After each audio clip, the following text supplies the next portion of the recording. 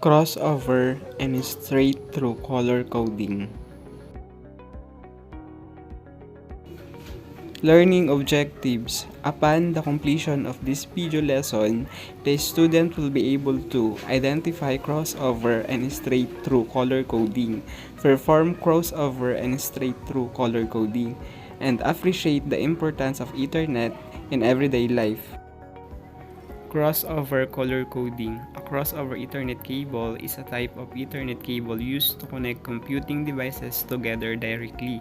Unlike straight-through cable, the RJ45 crossover cable uses two different wiring standards. One end uses the T568A wiring standard, and the other end uses the T568B wiring standard.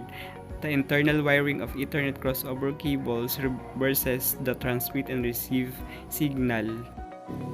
Straight-through color coding. A straight-through cable is a type of twisted pair cable that is used in local area networks to connect a computer to a network hub such as a router. This type of cable is also sometimes called a patch cable and is an alternative to wireless connections where one or more computers access a router through a wireless signal.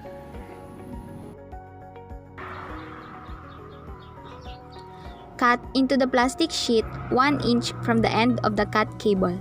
The crimping tool has a razor blade that will do the trick with practice. In step 1, you need to cut the plastic sheet 1 inch from the end of the cable. We can use the crimping tool because it has a razor blade to do the trick with practice. Step 2, unwind and pair the similar colors. In step 2, we need to find the similar colors and then combine it. Step 3.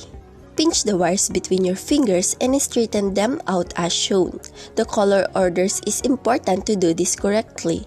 In step 4, use a wire cutter to make a straight cut across the wires 1/2 inch from the cut sleeve to the end of the wires. Step 5.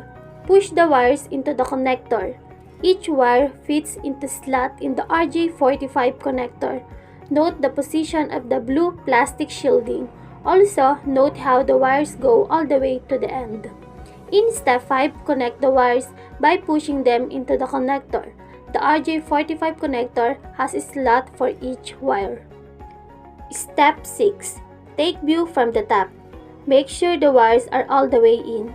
There should be no short wires. In step 6, take a look from the top. Make sure the wires are completely inserted. Crimping the cable, carefully place the connector into the Ethernet crimper and cinch down on the handles tightly. The copper splicing tabs on the connector will pierce into each of the 8 wires. There is also a locking tab that holds the blue plastic sleeve in place for a tight compression fit. When you remove the cable from the crimper, the ends is ready to use. Cut the insulations of the ends and expose the wire strands. Insert the wire into the crimp. Ensure that all strands have been inserted into the crimp. Step number 8. For a standard straight-through cable, repeat all step and wire color order the other end of cable. For a crossover cable, the other end will have a different color order.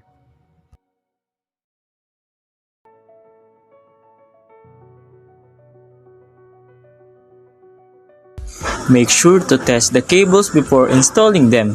An expensive Ethernet can transfer those disquiet well.